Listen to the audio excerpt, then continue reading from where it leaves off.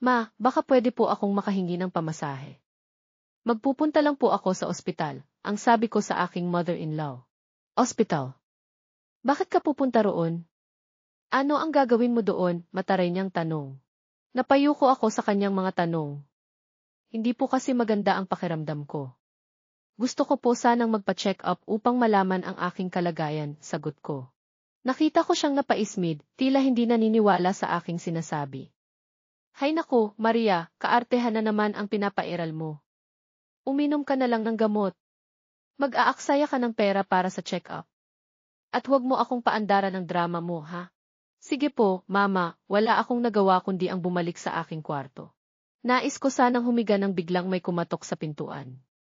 Ipagluto mo ako ng makakain at maya-maya'y aalis ako. Magpupunta ako sa mga kaibigan ko, boses iyon ng aking mother-in-law. Napabuntong hininga ako habang pilit na bumangon mula sa kama. Pakiramdam ko'y lalo pang bumigat ang aking katawan. Ngunit wala akong magagawa, hindi ako pinalaking bastos sa mga nakatatanda, kahit gaano kasakit ang mga salitang naririnig ko.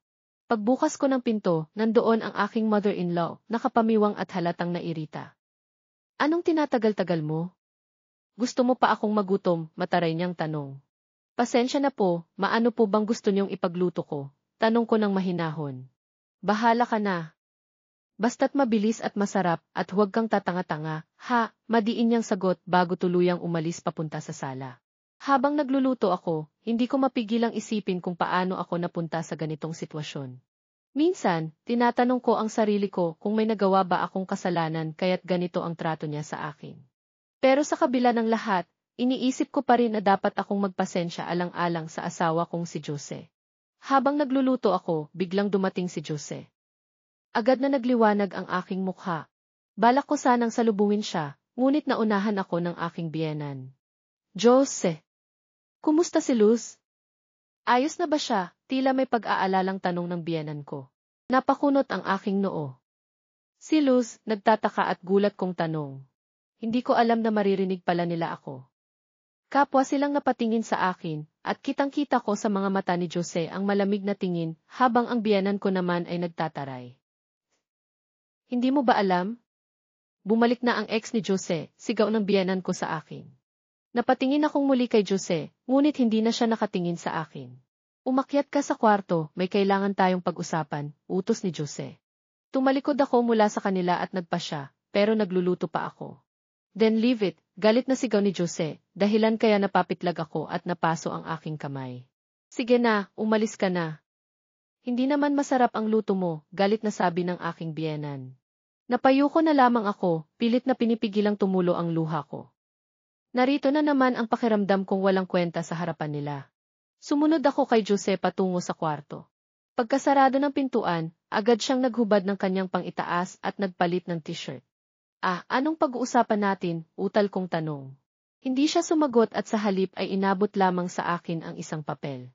Nanlaki ang mga mata ko nang mabasa kong nakasulat doon ang key annulment. Ano to, Jose? Tanong ko, naguguluhan. Maghiwalay na tayo, Maria. Si Luz ay babalik. At gusto kong pakasalan siya, malamig na tugon ni Jose.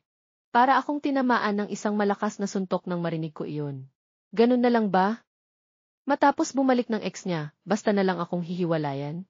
Sa totoo lang, ikinasa lang naman kami dahil sa utang ni Daddy sa pamilya nila. Nakatayo pa rin ako sa harap ni Jose, nanginginig ang kamay kong hawak ang papel.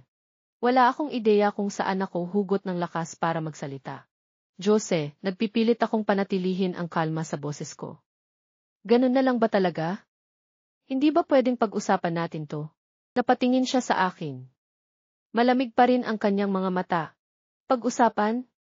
Maria, tigilan na natin to. Hindi kita mahal at hindi kita kayang bigyan ng buhay na nararapat sa'yo. Mas magiging masaya tayo kung maghihiwalay na tayo. Magiging masaya ka, diin niya. Hindi ko na napigilang sumingit. Anong gagawin ko? Ang bilis mo namang magdesisyon, Jose. Tumawa siya ng mapakla. Maria, alam mo namang hindi kita kailanman minahal. Ginawa ko lang to dahil sa utang na loob ko sa pamilya ko. Pero ngayon, wala na si Daddy, wala na ring dahilan para ipagpatuloy ang kasinungalingang to. Parang isang malakas na suntok ang bawat salitang sinasabi niya.